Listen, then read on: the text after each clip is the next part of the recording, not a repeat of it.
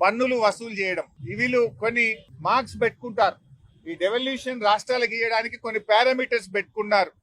Per capita income కి ఎంత పెట్టుకున్నారంటే 45% మార్కులు పర్ క్యాపిటా ఇన్కమ్ కి పెట్టుకున్నారు. అంటే ఏ రాష్ట్రం అయితే హైయెస్ట్ పర్ క్యాపిటా ఇన్కమ్ ఉంటుందో వాళ్ళకి 0, లోయెస్ట్ పర్ క్యాపిటా ఇన్కమ్ ఉన్న వాళ్ళకు 45 పడతాయి. ఇది అన్యాయము.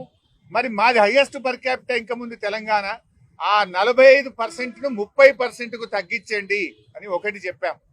2, పన్నుల వసూలు చేయడంలో లీకేజీని అరెస్ట్ చేసి ఎక్కడ కూడా రాష్ట్రానికి వచ్చే పన్నుల్లో అవినీతి లేకుండా, లీకేజీ లేకుండా ప్రతి పైసాను రాష్ట్ర ప్రభుత్వ ఖజానాకు వచ్చేటట్టు చేస్తే దానికి 2.5% వెయిటేజ్ మాత్రమే ఉన్నది. మేము బాగా పనిచేస్తున్నాం. కొన్ని రాష్ట్రాలు అసలు పన్నులే సరిగా వసూలు చేయి, అవినీతి, అక్రమాలు, లీకేజ్ ఉంది. మరి వాళ్ళకేమో ఇన్సెంటివైజ్ అవుతుంది. మేము ప్రతి పైసా ఖజానాకు తెస్తే మాకు నష్టమవుతుంది. పన్నులు బాగా వసూలు చేసే రాష్ట్రాలకు ఇచ్చే వెయిటేజ్ను 2.5 నుంచి 10% పెంచండి. తద్వారా రాష్ట్రాల మధ్య పోటీ పెరుగుతుంది, రాష్ట్రాల ఆదాయం పెరుగుతుంది అనేటువంటి విషయాన్ని ఆర్థిక సంఘం దృష్టికి తేవడం జరిగింది. అదేవిధంగా స్థానిక సంస్థలకు కూడా గ్రాంట్ పెంచండి.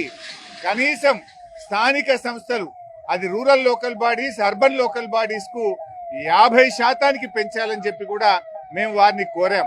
ముఖ్యంగా అర్బన్ పాపులేషన్ ఎక్కడైతే పెరుగుతుందో ఆ రాష్ట్రాల గ్రాంట్స్ తగ్గుతా ఉన్నాయి. తెలంగాణలో పట్టణీకరణ వేగంగా జరుగుతూ ఉంది కనుక తెలంగాణ లాంటి రాష్ట్రం నష్టపోకూడదు.